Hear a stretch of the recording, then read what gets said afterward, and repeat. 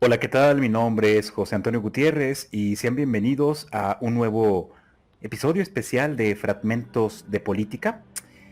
Me han pedido en esta ocasión que hable acerca de un tema en particular.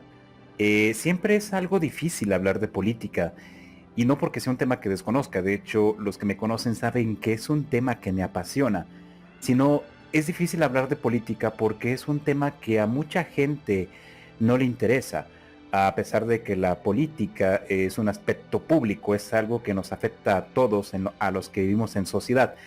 Sin embargo, pues una gran parte del éxito de nuestros malos políticos es el lograr que la gente no se interese en la política y deje la política en manos de los demás. Pero básicamente todos los que vivimos en una sociedad organizada, eh, con leyes, con constituciones, con normas, pues somos víctimas o beneficiarios de ella, como se quiera ver, ¿no?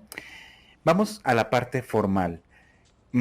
Si pueden estarse dando cuenta, de este lado voy a estar colocando algunas tarjetas informativas. Este video no lo estoy grabando en el horario adecuado, no lo estoy grabando con la iluminación adecuada, pero bueno, es parte, digamos, de la naturaleza del mexicano, ¿no? Hacer las cosas con los recursos que se tienen a la mano y con todas las dificultades que se nos presenten. Por eso estoy grabando con los cascos, porque de lo contrario el audio ambiental se saturaría rápidamente. Y sí, bueno, estoy grabando desde mi oficina de juegos, si le quieren llamar así. No es el espacio más formal para hablar de política, pero yo espero que el contenido logre disuadirlos de esta ambientación un tanto un poco más otaku, quizás, no sé. Por ahí hay algunos libros, ahí hay unos mangas. Sí, creo que digamos ahorita gobierna un poco lo otaku, pero no encasillemos. A ver, vamos con la parte formal. Nuevamente, bueno, me presento, ya me conocen la mayoría, mi nombre es José Antonio Gutiérrez Mora y bueno, específicamente el tema del cual vamos a hablar el día de hoy se llama, es un título algo extenso, lo voy a tener que leer: Procesos de dirección y gestión desde el enfoque de la nueva gobernanza. Y bueno, tengo que explicar múltiples detalles, ¿no? Y el propósito de esta exposición, de esta presentación que me han requerido, es el exponer y explicar brevemente los siguientes temas. Uno, que es la gobernanza, pero para poder hablar de la gobernanza antes tenemos que hablar un poco de qué es la política, de qué es la gobernabilidad. Dos, una vez que hayamos hablado de la gobernanza, explicar qué importancia tiene la gobernanza para la participación ciudadana, desde luego la participación ciudadana en política. Tres, qué importancia tiene investigar acerca del tema de la gobernanza y la participación ciudadana, qué trascendencia tiene a nivel académico y qué trascendencia tiene a nivel social. Cuatro, ¿qué elementos abona la gobernanza al tema de las políticas públicas? Y bueno, para eso desde luego quinto, tenemos que hablar también de qué son las políticas públicas, porque no todo el mundo las comprende. O sea, ¿qué es una política pública? ¿Es hacer política de forma pública o a qué te refieres? Y seis, finalmente, hablando de políticas públicas, hablar acerca de los canales institucionales a través de los cuales, bueno, de los institucionales y no institucionales del todo, no formales, hablar de los canales a través de los cuales la ciudadanía puede participar activamente de la política y sobre todo en el diseño de políticas públicas. Pero bueno, vayamos por partes. Como les comentaba, de este lado voy a estar poniendo las anotaciones. Voy a estar poniendo anotaciones. Espero que me dé tiempo para hacer una buena edición de la información. E igual haré unas pausas dramáticas para poder hacer transiciones. No se preocupen por eso. Bueno, en primer lugar, ¿qué es política? Y esa sería la gran pregunta. Para hablar de qué es política, lo puedo decir desde una cuestión práctica o de una cuestión formal. Si queremos hablar desde una cuestión formal, aquí tengo algunos libros que quiero recomendar. El primero indispensable para hablar acerca de la política, desde luego, son este tomo que viene en dos partes. Voy a estar mostrando parte de la bibliografía utilizada, que es básicamente el diccionario de política de Norberto Bobbio. En este caso yo tengo la 11ª edición, esta la compré usada, me la mandaron de Ciudad de México, la compré a través de, bueno, no voy a hacer comerciales, a través un, digamos, servicio de compra y venta latinoamericano, ¿no? De color amarillo. Creo que con eso explico todo. A un muy buen precio, la verdad, porque comprarlo nuevo es relativamente caro y en un excelente estado. O sea, lo agradezco bastante. También el que me la vendió me regaló un libro de marxismo. Es algo curioso que haya hecho eso. Aquí, bueno, podemos encontrar en este primer tomo de un poquito más a la izquierda, de la L a la Z, el otro es de la A a la J, podemos encontrar una definición de política. Sin embargo, de manera pragmática, ¿qué es la política? Sería algo así como el arte, es una ciencia desde luego, pero también es el arte de la negociación. Es el arte de que las personas se pongan de acuerdo para lograr objetivos en sociedad. Y desde luego hay muchísima cuestión de teoría política. Para eso yo le recomiendo justamente este otro pequeño libro. Se llama, déjenme ver si puedo apuntarlo bien. Ahí está. Se llama Filosofía Política para Principiantes. Este libro lo recomiendo bastante. Sí, descárguenlo en PDF definitivamente, en digital, porque por alguna razón estas ediciones no fueron tan exitosas y creo que nada más hubo un par de ediciones de ellas y se dejaron de producir por ahí del año 2003, 2005. Y es una lástima. Entonces la mayor parte de los libros que pueden encontrar son usados o son viejos, o sea, son nuevos, pero ya tienen años desde que fueron producidos. Y es una lástima porque son realmente libros muy buenos para comprender conceptos básicos de todo. Entonces, bueno, vamos a quedarnos con esa definición. Igual aquí nuevamente por la pestaña pondré una definición un poquito más extensa de política, ¿no? Luego, hay dos conceptos que se suelen confundir. Uno es el de gobernabilidad y otro es el de gobernanza. Vamos a hablar acerca de la gobernabilidad. Digamos que, en pocas palabras, la gobernabilidad son las condiciones básicas, fundamentales, para que pueda existir el gobierno. Es decir, para que el Estado, para que la administración pública, dependiendo del país en que me escuchen, para que la gente que te atiende en una secretaría, en una dependencia, para que el presidente, la Cámara de Representantes, los diputados, los senadores, etcétera, etcétera, puedan hacer el trabajo, puedan, digamos, administrar los recursos de la nación para satisfacer las necesidades de la población. Mucho de lo que digo es obviamente hasta cierto punto idílico, más que utópico es idílico, son los idóneos, lo deseable. La realidad sabemos que tiende a ser diferente, ¿no? Y corruptos e incompetentes hay en todas partes, eso es verdad. En algunos lados más, en algunos lados menos. Entonces la gobernabilidad es las condiciones básicas y desde luego el Estado tiene que tener normatividad, una constitución, debe tener leyes para aplicarse, debe de tener también recursos económicos, recursos materiales, recursos humanos. Estamos hablando de administración también, así que véanlo de esta manera. Recursos materiales, recursos humanos, recursos tecnológicos, ¿cuál sería el término? No es capital intelectual, es decir, debe también tener técnica, conocimiento de cómo hacer las cosas. Es importante que para cumplir los objetivos del gobierno se cuenten con profesionales. Entonces digamos que la gobernabilidad es que el Estado cuente con los diferentes recursos materiales, técnicos, humanos, territoriales, legales, para hacer su trabajo. Y básicamente, ¿cuál es el trabajo del gobierno? Pues es administrar los recursos de la nación para satisfacer las necesidades de la población, con el objeto básicamente de lograr su bienestar. Tristemente esta es una palabra muy pervertida, muy maltratada últimamente, muy abusada, por lo que se ha pues degradado, sobre todo en México, ¿no? Ya el término bienestar es peyorativo, es una etiqueta para, digamos, menospreciar algo. El gas del bienestar, la educación del bienestar, la salud del bienestar, etcétera, etcétera. Pero es un concepto que, si no mal recuerdo, proviene principalmente de Sudamérica y en Bolivia se trabajó bastante. ¿Qué significa el bienestar? ¿Qué significa satisfacer tus necesidades y tener una mejor calidad de vida? Podemos verlo también de esa manera, lograr que la sociedad satisfaga sus necesidades y tener un constante mejora en su calidad de vida, de una forma hasta cierto punto no justa, sí justa, pero no en el sentido de dar a cada quien lo que corresponde, sino de una manera no equitativa, sino que entienda ser disminuir las desigualdades, que haya equidad, disminuir las desigualdades y sobre todo garantizando los derechos humanos de la población. Entonces, bueno, eso es la gobernabilidad. Desde luego, para eso también tiene que tener el Estado legitimidad, y la legitimidad te la dan diferentes cosas: los medios de comunicación, la narrativa, elecciones libres y democráticas, en donde, bueno, puedas de alguna manera certificar o confirmar que tu voto cuenta, mecanismos de participación, etcétera, etcétera. Finalmente, la población es la que da la legitimidad, la valida o la proporciona directamente, pero ciertas instituciones deben de firmar, organismos internacionales, etcétera, etcétera.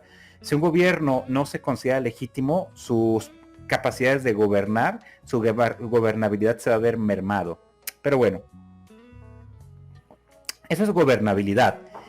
Y gobernanza básicamente es cumplir con estas funciones de satisfacer las necesidades de la población, pero en coparticipación con la población, escuchándolas, haciendo programas en conjunto. Una cosa es que llegue papá gobierno y diga: aquí vamos a construir una carretera y expropiense estos terrenos y esta carretera va a traer el desarrollo.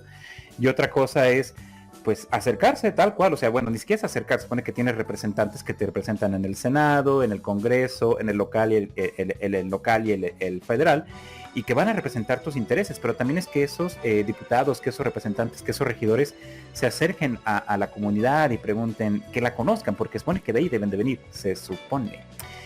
Y es qué necesitan, qué les inquietan, entablar un diálogo con ellos y decir: ¿saben qué? Ustedes no necesitan una carretera porque necesitamos preservar el medio ambiente, no es conveniente que por aquí pase transporte pesado, no, que pase lejos y que tengamos pequeños caminos que lleguen por aquí.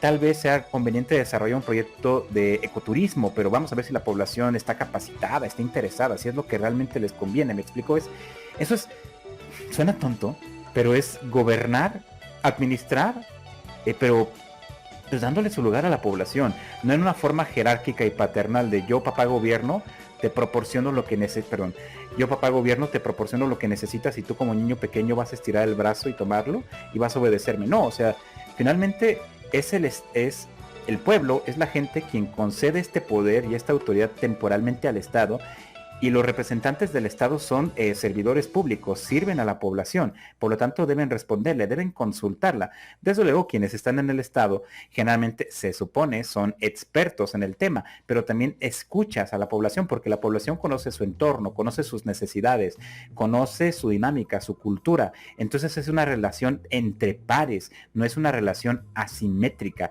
Eso es la gobernanza, es básicamente gobernar escuchando y permitiendo la participación del pueblo, de la población, ¿no?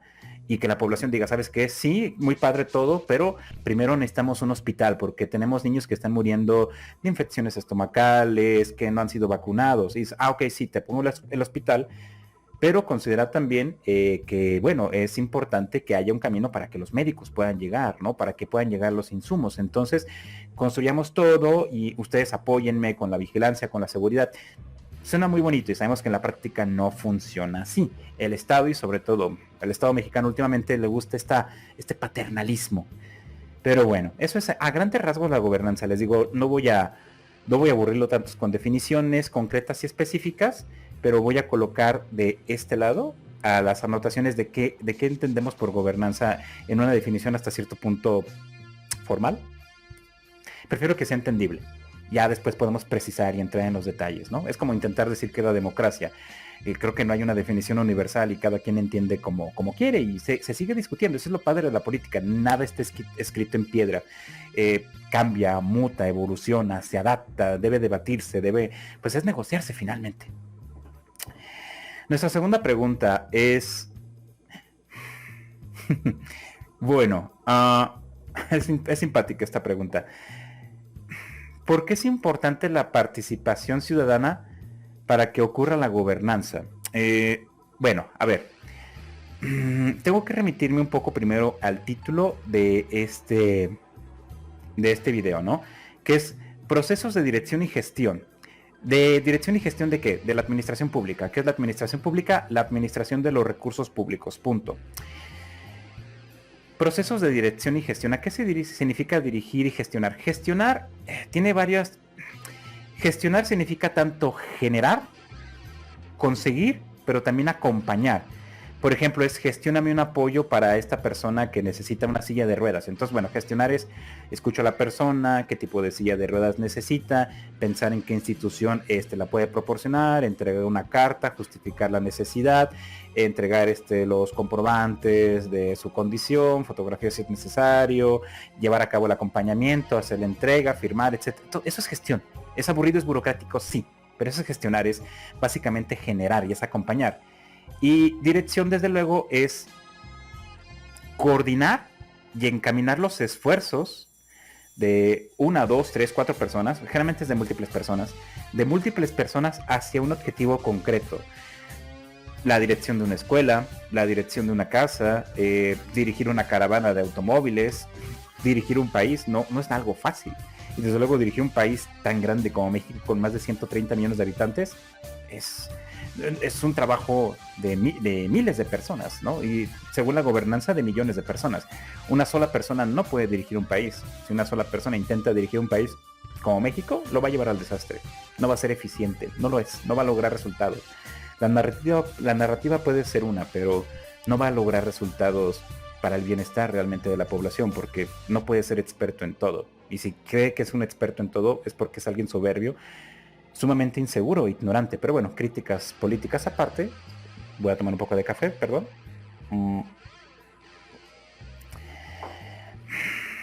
Entonces, dentro de este proceso de administración que implica gestionar los recursos, dirigir los recursos, administrar en pocas palabras, desde el enfoque de la gobernanza, desde el enfoque de la coparticipación con la ciudadanía. Por cierto, perdón, me siento un poco incómodo, acabo de ver mis manos y ciertamente no traigo mi anillo, déjenme lo pongo, si me sentía, ya sabía que algo me hacía falta. Perdón, les digo, desde este enfoque de la participación con la ciudadanía, es que no debe ser participación, simplemente es que la ciudadanía siempre ha estado allí, solamente que en muchas ocasiones no se le toma en cuenta, simplemente es gobernar como, digamos, siempre debió ser, pero bueno, desde un modelo democrático, desde luego. Si fuera una autocracia o una aristocracia, otro cuento es, ¿no? Desde esta perspectiva de la gobernanza, ¿por qué es importante la participación ciudadana? Parece muy obvio, ¿no? Pero es fundamental, o sea, si vas a administrar los recursos públicos en coparticipación con el pueblo, con la ciudadanía, pues necesitas que participen. Es indispensable que se expresen, que se comuniquen, que te aporten información, que se presenten a las juntas. Ciertamente en México, sobre todo en las ciudades, tenemos muy bajos índices de participación ciudadana. Nuevamente, en la escuela te enseñan que la política es aburrida, posiblemente tus familiares te enseñan que la política es corrupta, aburrida, déjale eso a los políticos, es una pérdida de tiempo, todos son iguales. Entonces nos limitamos a votar, y algunos, no todos, cada 3 y cada 6 años. Ya veremos diferentes formas de participación política, pero es que es fundamental. Si la ciudadanía, si el pueblo no asume, no toma el poder que le corresponde, el poder que posee de manera inherente, el poder aborrece al vacío y alguien va a ocupar ese vacío de poder. Puede ser los diputados, los senadores, un alcalde, un gobernador, un presidente, las empresas o el crimen organizado. Pero alguien va a ocupar ese espacio vacío de poder. Entonces, ¿quién mejor que la ciudadanía? En lugar de dejar que otros decidan por ti, que posiblemente lo van a hacer por sus propios intereses, mejor tú vigila por tus intereses, porque muchas veces tus representantes, ¿cuántos de ustedes conocen a su diputado local, su diputado federal, su senador? A lo mejor ni siquiera saben quién es, cómo se llama el gobernador de su estado, de qué partido es, cuál es su agenda política. Y esos son nuestros representantes. Se supone que en México tenemos una democracia representativa, se supone. Pero bueno, para que conozcan ese tema, voy a intentar dejar aquí en las miniaturas un enlace a un video que hice hace tiempo acerca de, en México, cómo averiguar quién es tu representante local y tu representante federal. Espero que los enlaces para meterte a la Cámara de Diputados y la Cámara de Senadores sigan vigentes, ¿no? Porque luego les da por cambiarlas, pero espero que sigan siendo los mismos. Voy a poner en algún lado aquí voy a ponerla, por acá. Voy a poner la referencia para que si quieren verlo después de este video lo puedan hacer sin problemas. Pero no conocemos ni siquiera quiénes son nuestros representantes por los que votamos. Entonces, sí, allí se ha creado este entorno en el cual hay esa tendencia a que la gente no participe, que simplemente reciba, que vote cada 3 y 6 años por quienes te dicen que votes y que recibas un apoyo cada cierto tiempo, ya sea cada mes, cada 2 meses, cada que hay elecciones, y ya, déjale la política a los políticos, pero eso es terriblemente peligroso. Entonces, en pocas palabras, la participación ciudadana es indispensable para que exista la gobernanza. Sin la participación ciudadana no es gobernanza, es otra cosa, pero no es gobernanza, es una autocracia, es una aristocracia, pero no es democracia y mucho menos es gobernanza. A ver, voy a invertir un poco el orden porque antes de decir cómo la gobernanza aporta a las políticas públicas, creo que es importante que primero expliquemos qué son las políticas públicas. Y me voy a permitir leer aquí sí una definición que a lo largo de estos meses desarrollé como parte de algunos ensayos que me solicitaron. Voy a leerla y posteriormente voy a descomponerla con ustedes. Permítanme un segundo. Voy a leerla. Dice... aquí está. Les digo, esta es una definición propia, no va a estar como tal en un libro. Si quieren pueden citarme, aunque no, creo que no tengo todavía autoridad académica para que me citen. La definición operativa que empleo es la siguiente. Una política pública es el conjunto de cursos de acción, es decir, es el conjunto de estrategias, es el conjunto de acciones que llevamos a cabo, bueno, que implican el establecimiento de una o más estrategias orientadas a la resolución de problemas públicos y o a la obtención de mayores niveles de bienestar social. Los problemas públicos es desde la inseguridad, falta de medicamentos, fallas en el alumbrado, inundación de las calles, alta, por ejemplo, contaminación del medio ambiente, tráfico, exceso de temperatura a causa de la desertificación, etcétera. Son los problemas públicos, digamos que son los problemas que nos aquejan en conjunto, no individualmente, pero bueno, también lo público, lo privado es público, lo personal es público, sino que como sociedad nos afectan. La inflación, la falta de acceso a agua potable, malos servicios de educación, etcétera, etcétera, ¿no? Y un problema es cuando básicamente no estamos en un nivel óptimo, cuando no se nos garantizan nuestros derechos. Me explico, tenemos derecho a la seguridad, a la educación gratuita y de calidad, pero si vivimos en un entorno inseguro, si nuestra educación es deficiente, insuficiente o inexistente, pues bueno, ahí tenemos un problema. Digamos, tendremos que utilizar el término homeostasis como un estado óptimo, un estado deseado de salud física, social, psicológica y desde luego también, bueno, financiera hasta cierto punto y medioambiental. Pero bueno, estos son problemas sociales. Y su objetivo también de las políticas públicas, les comentaba, es lograr mayores niveles de bienestar social, calidad de vida, véanlo como calidad de vida, ¿no? Una buena educación, la posibilidad de ya sea trabajar, tener un trabajo digno, bien remunerado, que te permita permitirte tu sustento, acceso a salud, ya sea pública o privada, pero que sea accesible, la libertad de tránsito, la libertad de expresión, etcétera, etcétera. Eso es calidad de vida, entre otras tantas cosas. Hay muchos elementos. Por aquí atrás creo que tengo un libro, no sé si se alcanza a ver, que se llama El siglo de la soledad, ¿no? Allí está Norina Hertz, nos habla acerca de eso también, como nuestro derecho o nuestra necesidad a socializar, bueno, entre otras tantas, ¿no? Ok, estos cursos de acción, este establecimiento de estrategias, desde luego tienen que incorporar la interacción de diversos sujetos sociales. No solamente son los diputados, los senadores, sino también, bueno, deben ser, por ejemplo, las empresas, deben ser las asociaciones civiles, los comités de vecinos, la gente que se manifiesta, las madres que están buscando a sus hijos desaparecidos, múltiples personajes. Y aquí, bueno, diversos sujetos sociales, y todo esto está inmerso en una situación compleja, en la que existen relaciones de poder y de intereses, y estos intereses deben contrastarse. Pueden ser intereses sociales, políticos y económicos, y todo esto está en juego, porque a lo mejor el ejemplo de la carretera, Gobierno quiere poner una carretera que pase por aquí para impulsar supuestamente el turismo y conectar, por ejemplo, un estado con otro de forma directa, ¿no? Y también porque, bueno, la obra pública siempre es deslumbrante, a los gobernadores, a los presidentes les gusta inaugurar qué carreteras, qué refinerías, qué plantas eléctricas, qué puentes, etcétera, etcétera. Eso como que les gusta bastante. Ese es un interés político de esta clase política.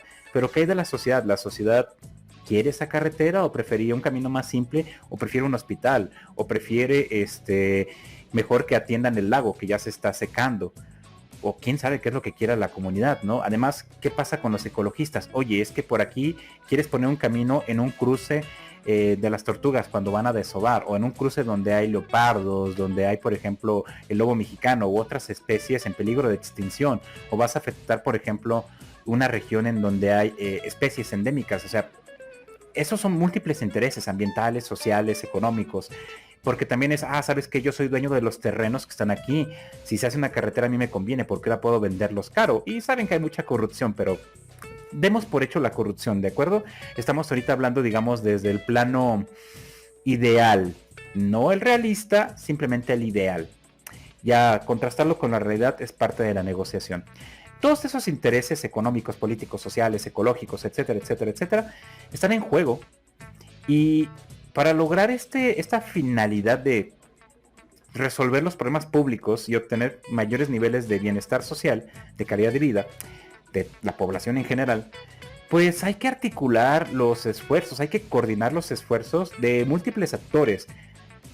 A veces sí, porque no, de la iglesia, bueno, digo, cuando la iglesia tiene un peso considerable en la población, de los sacerdotes, de los jefes de colonos, de las madres de familia, de los trabajadores, del gobierno local, del gobierno estatal, del gobierno federal, de las asociaciones de protección medioambiental y desde luego pues bueno, de los políticos, de las empresas. Entonces, es complejo y hay que articular los esfuerzos, buscar la negociación, la cooperación y que sumen. Por aquí tengo un libro también, quería mostrárselos, nada más que no lo tengo a la mano, está acá atrás.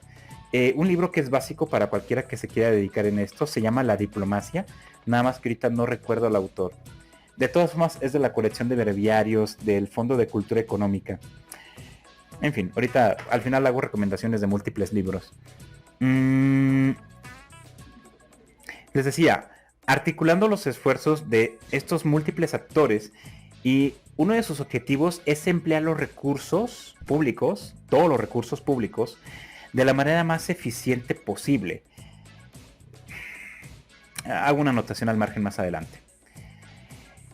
La toma de decisiones producto de dicho proceso, es todo este proceso de escucha, negociación, análisis, diplomacia, etcétera, etcétera, etcétera, etcétera, busca, si estamos hablando de políticas públicas ideales, busca ser un proceso democrático e incluyente. Entendía la democracia no como el gobierno o la tiranía de la mayoría, sino un proceso en el que las minorías sean escuchadas, sean consideradas y sean valoradas en conjunto con la opinión de la mayoría. En la democracia, se supone que de la democracia nadie debe de quedar fuera, que debes buscar que todos participen, aunque sean una minoría. Las minorías deben ser respetadas, porque una mayoría es 51%, y entonces que 51% se impongan sobre el 49% es muy tiránico, pese a lo que parezca. Entonces hay que tener cuidado entre la democracia y la demagogia. Pero bueno, entonces esto es básicamente una política pública, es decir, un minuto por favor. La política pública es básicamente el conjunto de acciones, de estrategias que se llevan a cabo para resolver un problema social.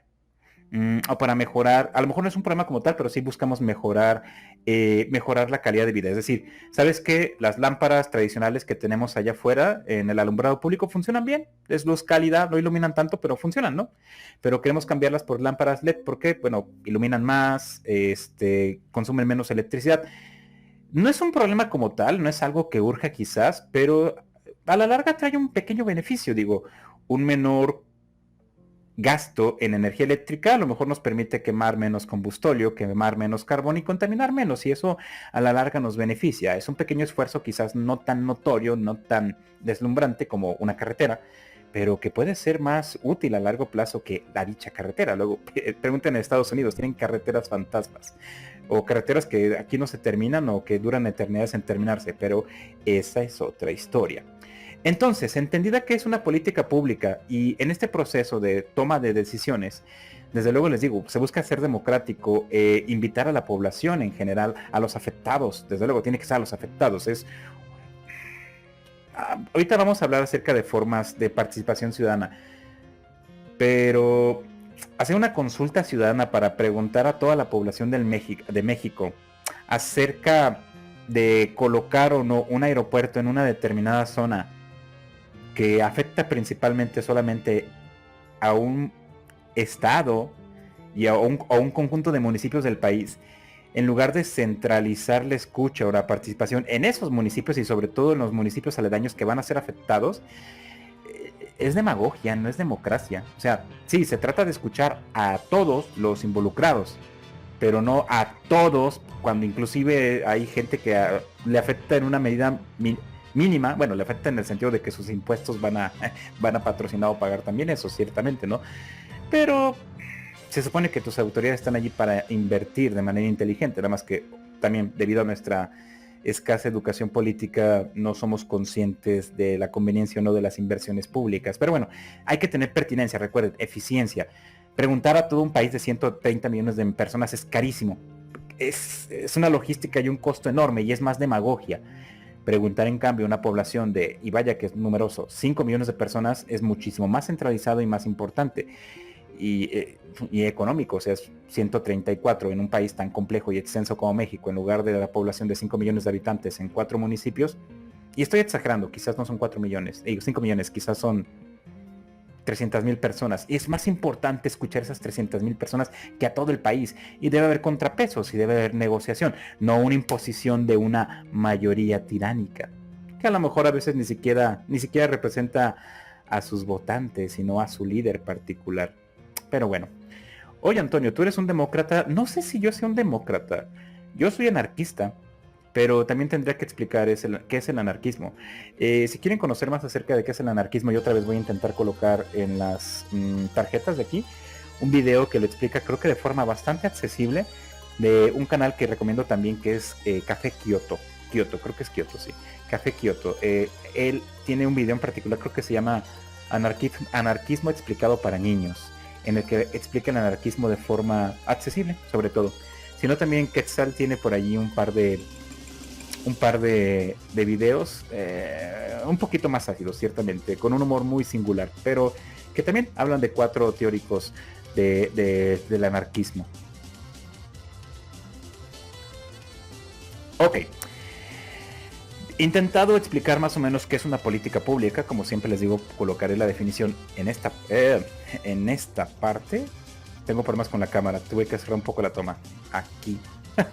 Aquí mero. Aquí, perdón. Sí, porque está invertida, está espejeada. Voy a colocar la definición en esta parte. Hablando ya de lo que es la política pública, suena redundante, ¿no? Va a sonar redundante explicar cómo la gobernanza abona a la política pública. Pues básicamente es que la gobernanza procura que la población sea escuchada y que participe en la redacción y en el desarrollo de esos cursos de acción, de esas leyes. ¿Cuál es la política pública del gobierno hacia el combate a la pobreza? No sé de qué me estás hablando. Es sencillo. La política pública del gobierno actual respecto al combate a la pobreza es hacer transferencias directas en efectivo de manera universal. Pero también lo hace a personas que no son pobres. Sí, digamos que no se caracteriza por ser eficiente, pero esa es su política pública. ¿Escuchar a la población? No, definitivamente no. O sea, pregúntale a cualquiera, oye, ¿qué prefieres? ¿Que hagamos investigaciones, que invertamos tiempo y esfuerzo de manera profesional para hacer transferencias directas de dinero a la gente que más la requiere, a la gente que gana menos? ¿O que hagamos transferencias ligeramente menores de dinero a toda la población, independientemente de si tienen una pensión o no, si tienen, digamos, un ingreso mensual de 1,000, 2,000 pesos, o 15,000, o 20,000, o 30,000, o 40,000, o 50,000? Voy a ver otra vez, hay un video se llama Mientras tanto en México, es una cápsula de 5 minutos que nos platica cómo la política social de combate a la pobreza en México está fracasando. ¿Por qué? Porque beneficia menos a los pobres que en el sexenio pasado, e irónicamente beneficia más a los ricos que en sexenios pasados. Entonces, demagógicamente suena padre, ¿no? Vamos a darles dinero. Ya si lo gastan, o si llega a todos, o lo invierten de manera útil, benéfica, es otra historia. No vamos a jugar ahorita con el mito del actor racional, no me voy a poner tan cínico, pero independientemente, o sea, de si les llega o no el dinero, el punto es que les está llegando a personas que no lo necesitan tanto, y eso es como pues tirar un poco estirar muchísimo dinero, pues no a la basura, pero vaya, es una devolución de impuestos a esta gente que quizás pague impuestos o quizás son evasores fiscales. Digo, por ley, Carlos Slim tiene acceso a eso, tiene derecho a recibir una pensión también, imagínense. O sea, una pensión proporcionada por el Estado. Dices, wow. En fin. Entonces sí es importante, dentro de la gobernanza es fundamental escuchar a la población. Suena demasiado lógico, ¿no?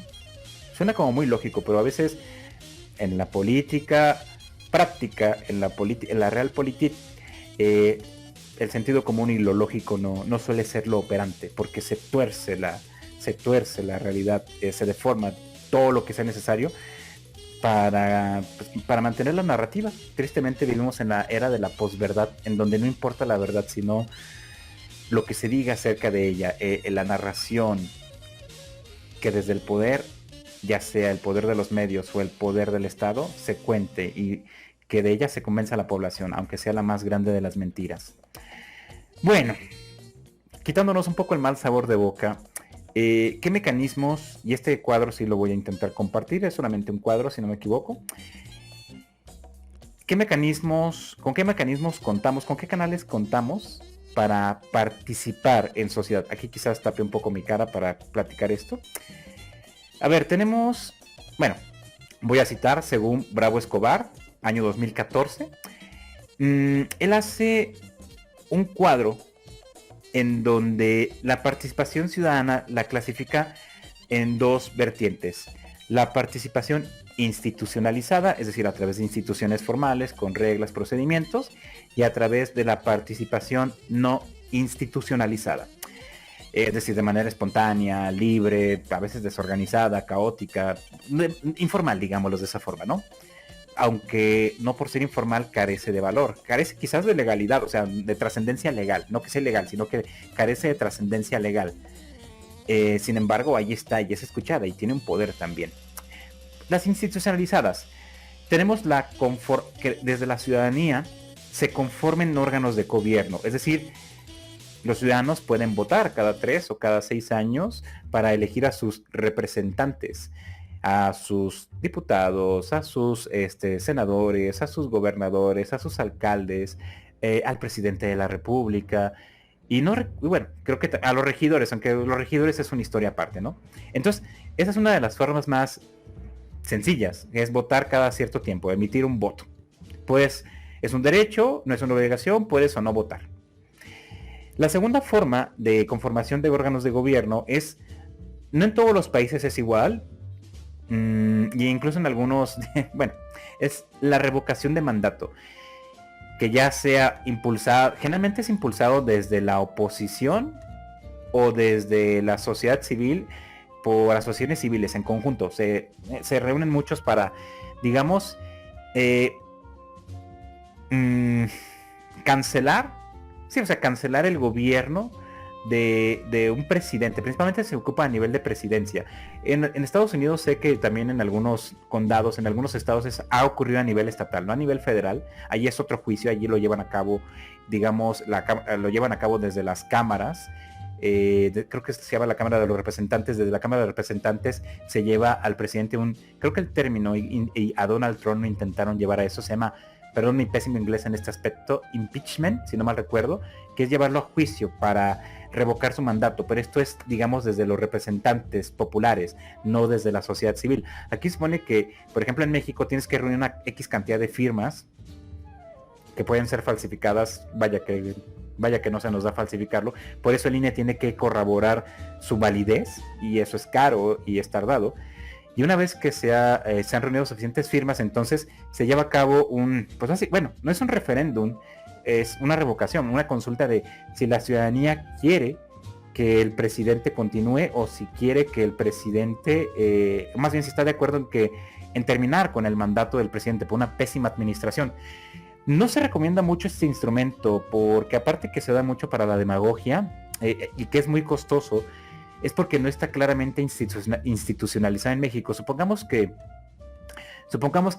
se revoca el mandato de un presidente porque es poco popular o porque le tocó la mala suerte de que la inflación creció desproporcionadamente y que toda la deuda que contrajo el gobierno anterior le tocó pagarla a él, ¿no?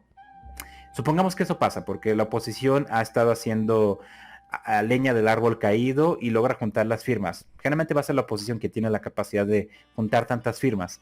Y ya, bueno, lo logran. Es tanto el odio, es tanto el desprecio, es tanto, digamos, el resentimiento hacia los resultados de este presidente, que se le revoca. El caso es, ¿y luego qué pasa? ¿Quién va a elegir al nuevo presidente? ¿Quién va a ser elegido como presidente interino? En este caso sería quien, ¿cómo se llama? No, tiene un nombre particular. Estoy pensando en el secretario de Relaciones Exteriores, pero no tiene nada que ver. Es el secretario de Gobernación. Va a ser el secretario de Gobernación, el presidente interino. ¿Quién va a elegir al nuevo presidente? ¿La Cámara de Diputados? ¿La Cámara de Senadores? Si hay un bloque dominante, pues va a seguir siendo del mismo partido, posiblemente. Y si no, ¿cómo se van a poner de acuerdo entre partidos diferentes? ¿Me explico? El problema de la revocación de mandato, por ejemplo, en México es que no está bien institucionalizada. No hay reglas de operación claras acerca de qué pasaría. En ese sentido, el escenario de la revocación de mandato quizás no es tan deseable. Pero bueno, política más, política menos. Otra forma que tiene que ver con la conformación de los órganos de gobierno de manera institucionalizada son las candidaturas independientes, que en México han funcionado poco. Ha sido un gobernador quien hasta cierto punto se convirtió en candidato independiente y un senador acá en Jalisco bastante famoso, joven por cierto, creo que era Murayama. No, Murayama creo que es alguien del INE. No recuerdo ahorita el nombre de esta persona, perdón. Era joven. Y él logró impulsar una candidatura independiente porque estaba en el lugar correcto, con el nivel educativo correcto y una población relativamente pequeña. Pero las candidaturas independientes no funcionan muy bien en México porque se necesita mucho dinero para hacer una candidatura en México. Mucho dinero o una población muy particular. Entonces, esa es otra forma, pero pregúntenle a cualquier persona que quiera impulsar una candidatura independiente, es muy, muy, muy complicado.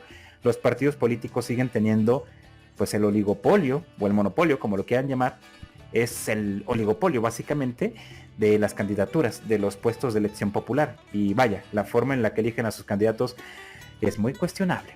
Hay algunos que hasta por tómbola lo hacen, imagínate. Eso no es democracia, eso es demagogia. Pero bueno. Luego tenemos la participación ciudadana, que tiene que ver en que los ciudadanos participen en los procesos de toma de decisiones, sí o no. Tenemos el derecho de petición, en el cual los ciudadanos se organizan y solicitan de manera formal al gobierno que haga una determinada cosa, la construcción de un puente, la derogación de repente de algún, bueno, no tanto de una ley, digamos de algo que les esté afectando, de un artículo transitorio, algo por el estilo. Es una petición que se hace desde la ciudadanía. Y bueno, tiene que tener tiene que obedecer todo un conjunto de procesos, ¿no? Aunque esto no debería ser como tal, porque se supone que para eso están tus diputados y tus senadores, para representante y llevar tus peticiones, tus demandas, tus inquietudes al Senado o a la Cámara de Diputados, bueno, finalmente al Poder Legislativo. Que no lo hagan es otra historia. Sabemos que en general no lo hacen. Bueno, salvo unos pocos buenos diputados o unos buenos pocos senadores, pero sí son la excepción, no son la norma, al menos en México. Otra forma en la que la ciudadanía participa en los procesos de toma de decisión son las iniciativas ciudadanas. Desde la ciudadanía, generalmente asociaciones civiles, colectivos, presentamos esta iniciativa, por ejemplo, no sé, para que la pensión hacia adultos mayores no sea universal, que vuelva a estar condicionada por condiciones socioeconómicas particulares, que no sea universal tampoco en su monto, sino que esté estratificada, según un cuartil o quintil, por ejemplo, de a los más pobres, que sea un ejemplo, 8,000 pesos. Los que están en una pobreza, en un nivel un poquito menos, menos extrema, 6,000 pesos. Y así que la pensión mínima sean de 4,000 pesos. Pero que en lugar de ser a 25 millones de adultos mayores, solamente sean a 15 millones que realmente lo necesitan. Eso es más responsable, eso es mucho más responsable administrativamente, económicamente hablando. Claro, es un costo que pocos políticos están dispuestos es un costo que pocos políticos están dispuestos, digamos, a pagar, porque no es popular. Si a la mayor parte de la gente le preguntas, oye, ¿te gustaría que el gobierno te dé dinero? Te va a decir que sí. Poca gente con cierto nivel de estudios o cierto nivel de conciencia social y política va a decir, pues sí, pero ¿a cambio de qué? ¿O a costa de qué? Entonces, por eso es importante la educación política realmente, para que no sea tan fácil engañarnos con estos caramelos que nos cuestan tan caro, estas manzanas envenenadas. Entonces, bueno, iniciativas ciudadanas presentadas desde la ciudadanía, generalmente desde colectivos, asociaciones civiles, para solicitar un cambio en la Constitución, una reforma o un nuevo artículo en la Constitución, sobre todo ante ciertas situaciones, ¿no? Y bueno, para eso hay muchas dependencias que deberían acompañarte, como la Comisión Nacional de Derechos Humanos, que actualmente es un florero, por citar algunas nada más, ¿no? Y por último, ahora sí una que había mencionado, es la participación ciudadana institucionalizada en forma de las consultas ciudadanas, referendos y plebiscitos. La consulta ciudadana generalmente viene desde el poder. En este caso, el titular del Ejecutivo la propone, tiene que ser revisada por el Congreso, es aprobada, y en este caso el INE, el órgano que organiza las elecciones, lleva a cabo toda la logística para su implementación, para su consulta. Esto es costoso, es muy costoso. Si se quiere hacer bien, es costoso. La dificultad legal de las consultas es qué porcentaje del padrón electoral, es decir, cuántos millones de electores deben participar para que sea vinculante. Ser vinculante significa que tenga efecto, que no se quede en letra muerta, que no sea nada más una consulta de opinión, sino que realmente tenga consecuencias legales. Y es un porcentaje muy alto, pero también es riesgoso. Vas a permitir que una minoría decida, o sea, bajamos el porcentaje y que 1 millón de personas pueda decidir. Es peligroso, porque un partido político con suficiente poder, o el gobierno, un partido político con suficiente dinero, o el gobierno, puede movilizar de manera eficiente a 1 millón de personas, aprovechando su pobreza, su necesidad. Puede decirle, ¿sabes qué? Si no votas sí, te voy a quitar es ilegal desde luego, pero te voy a quitar tu apoyo, ya no te va a llegar tu apoyo mensual. O ¿sabes qué? Si votas sí, te voy a dar 1,000 pesitos. Oye, pero esto no afecta. No te apures. Esto no tiene nada que ver contigo. Esto nada más es un ¿cómo decirlo? Es algo cosmético, es un mero trámite. Es un trámite. Solamente es para tapar el ojo al macho, por decirle algo. Entonces, hay un peligro también de que las consultas ciudadanas sean vinculantes con un porcentaje muy bajo del padrón electoral. Pero bueno, consultas ciudadanas. ¿Debemos o no poner esta carretera? ¿Debemos o no construir esta refinería? Luego también hay que evitar cuando las preguntas son tan maniqueas, y que debería el gobierno federal invertir en una mejor educación progresista, colaborativa, cooperativa y, digamos, de vanguardia mundial. Sí, lo leo y voy a decir que sí, pero espérate, ¿a qué te refieres? O sea, explícamelo, no me digas, o sea, ni siquiera me tendrías que preguntar, es tu obligación. ¿A qué te refieres? ¿Qué quieres hacer específicamente?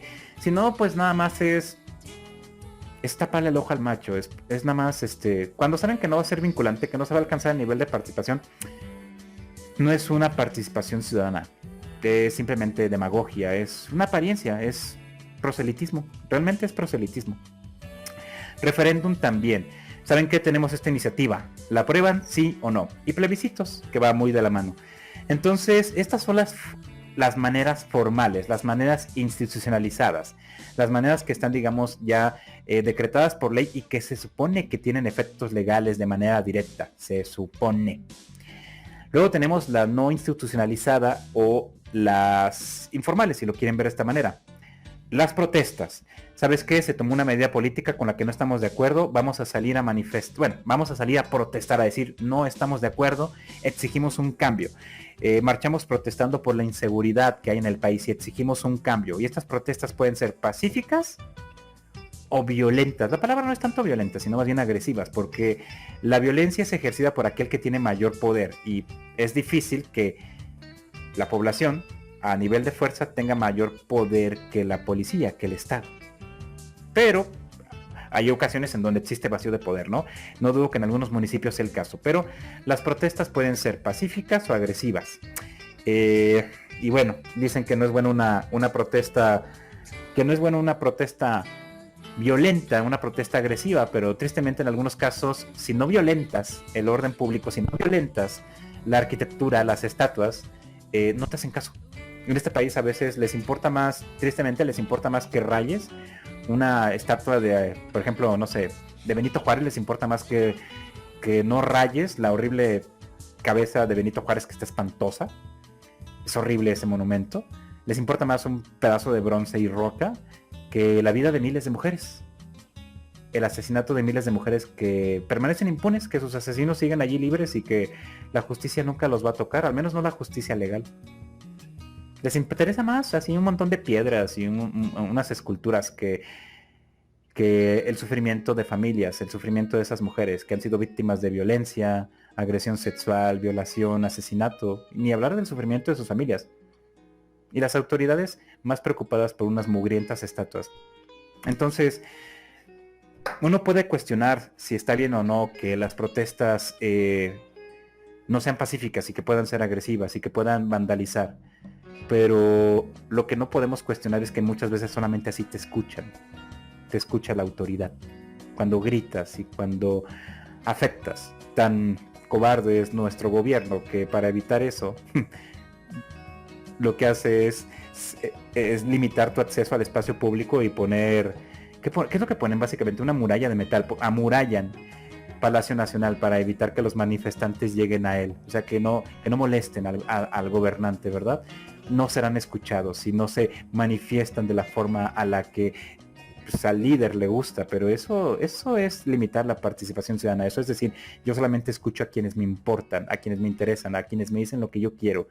A los que difieren conmigo los descalifico, los ignoro y no hago nada al respecto. Dicen, es que esas no son formas. Pues sí, pero las formas que me das, no me escuchas, no haces nada. ¿Qué otra opción me queda? En fin, protestas, manifestaciones.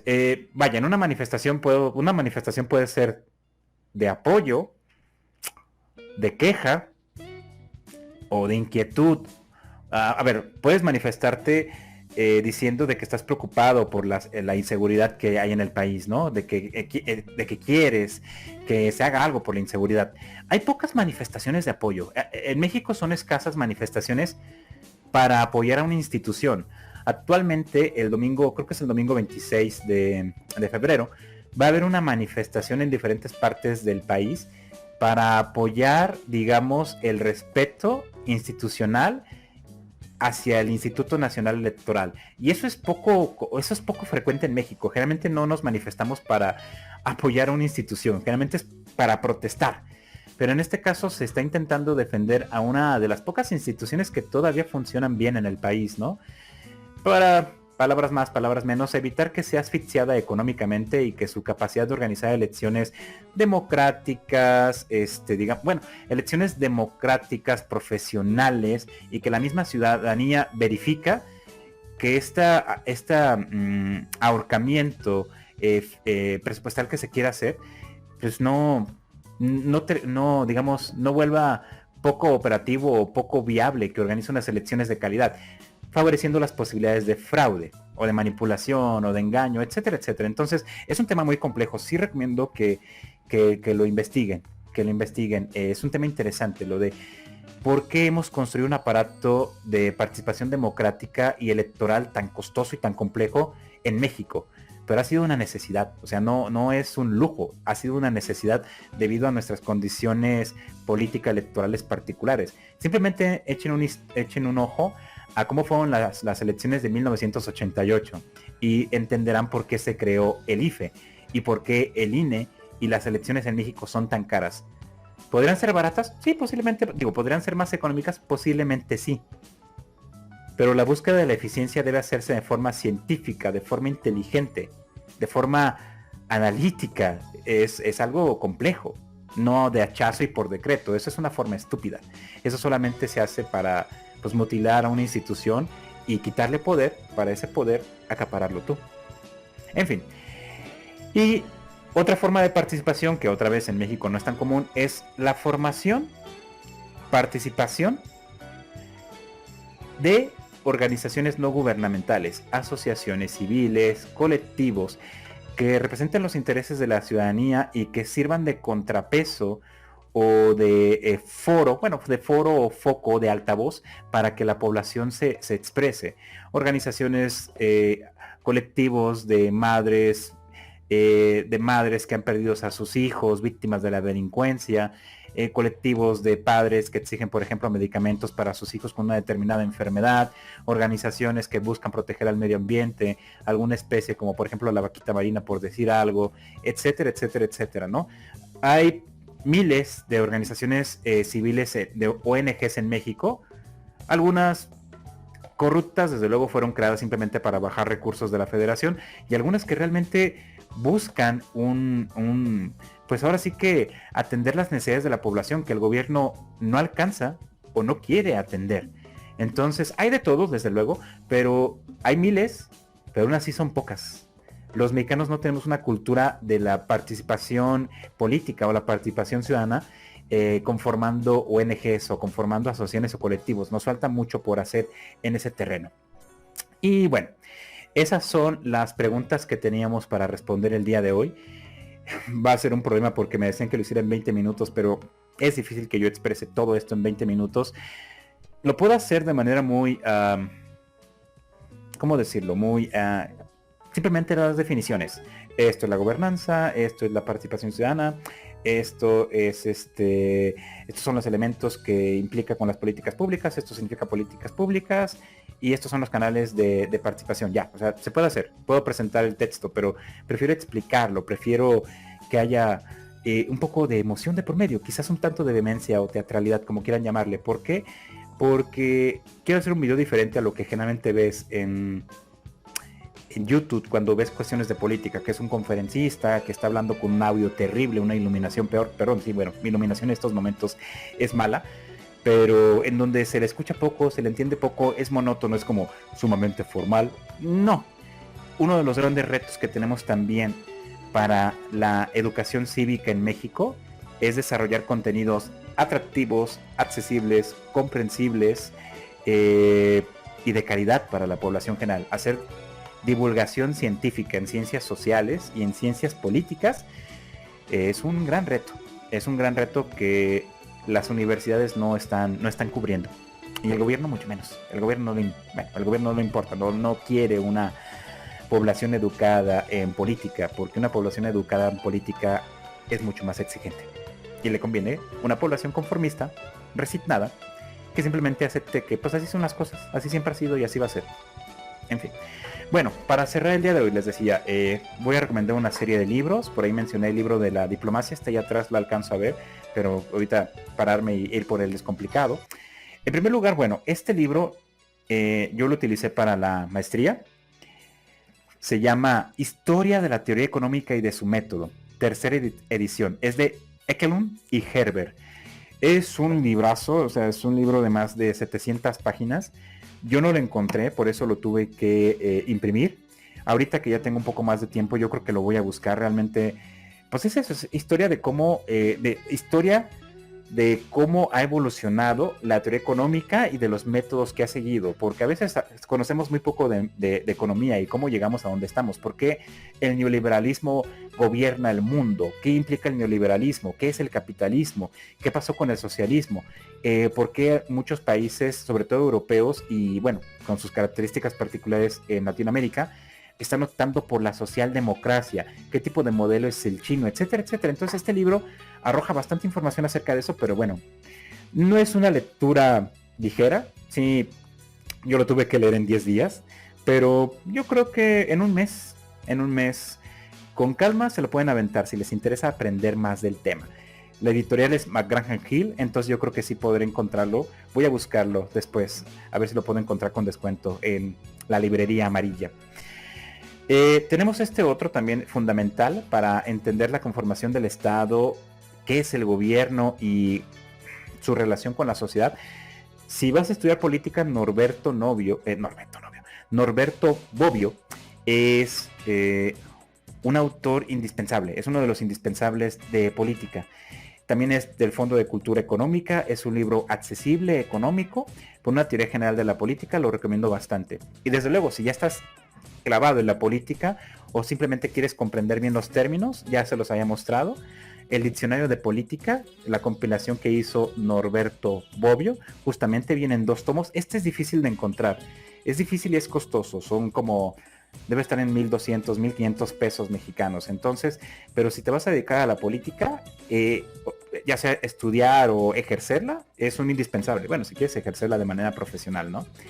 De manera corrupta, pues bueno, solamente obedece al líder y ya no tienes que preocuparte por la población, pero serías un político muy pobre, políticamente hablando. A lo mejor muy rico en los negocios que puedas hacer, pero políticamente hablando, muy miserable.